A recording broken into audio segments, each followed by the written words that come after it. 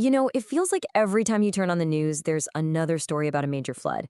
It's pretty clear our old ways of dealing with rising water just aren't cutting it anymore. But what if the problem isn't our defenses, but the fight itself?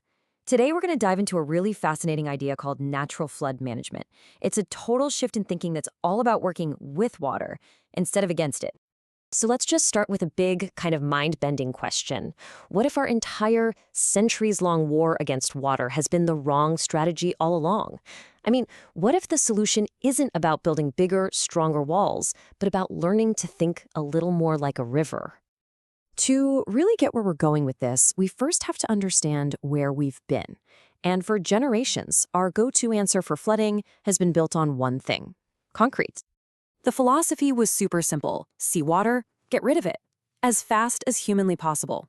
We built these hard, engineered channels, high concrete walls, all of it designed to just flush rainwater and river flows away from our towns and cities at top speed. It was a total brute force approach. And this slide really lays out the two competing ideas perfectly. On one side, you have our traditional gray infrastructure. It's rigid, it's expensive, and it really only does one job: control the water. But on the other side, you've got the green infrastructure of natural flood management. This is all about working with nature to slow water down, to store it, to filter it. It's flexible, it's adaptive, and, this is the kicker, it delivers a whole bunch of other amazing benefits at the same time. So, making this change happen, it really requires a completely new mindset. We literally have to stop thinking like builders and start thinking like a river. And here it is, my favorite analogy for this whole concept. For decades, we've basically treated our landscape like it's wearing a raincoat. We've made everything as hard and impermeable as possible, so water just shoots off into drains and rivers. The new idea: let's turn that landscape back into what it was always meant to be: a giant sponge. And this whole approach, it has a name: natural flood management, or NFM for short. And at its heart, it's all about restoring the landscape's natural ability to catch water, to soak it in, and to store it. Basically, we're just letting the ecosystem get back to doing the job it evolved to do perfectly. So, okay, how does this actually work in the real world? It really just comes down to three key things. First, you've got to slow the flow. Use natural stuff as speed bumps for water. Second, you need to store water. Make temporary holding spots in the landscape. And third, you want to increase infiltration, help the ground itself soak up way more rain. When you do all three of these things across a whole river valley, you can seriously reduce that big, scary flood peak downstream. So, what do these speed bumps and storage areas actually look like when you're walking around outside? Let's take a quick look through nature's very own engineering toolkit. First up, we have leaky barriers, and they sound simple because they are. We're literally talking about strategically placing big logs across small streams. Now, they're not solid dams. They let the normal, everyday flow go right through. But when the floodwater comes, they hold it back, creating these little temporary ponds that drain out nice and slow. It's a perfect way to slow the flow and create some temporary storage. Okay, next up is a really big one, a true game changer: floodplain reconnection. For so long, we've built these big embankments to trap rivers in a narrow channel. This idea does the exact opposite.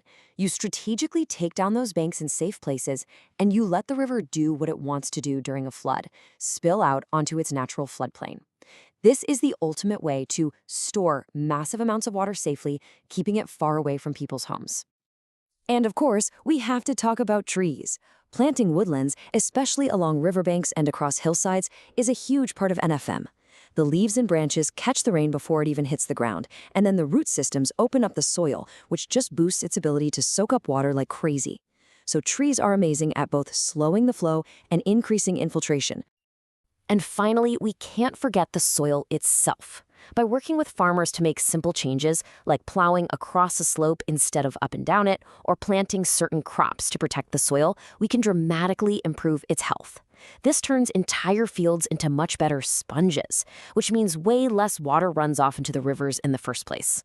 It's how you increase infiltration on a massive scale. But here's the thing: none of these tools really work on their own.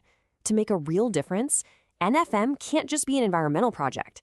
It has to be a human project. This quote from the manual just nails it.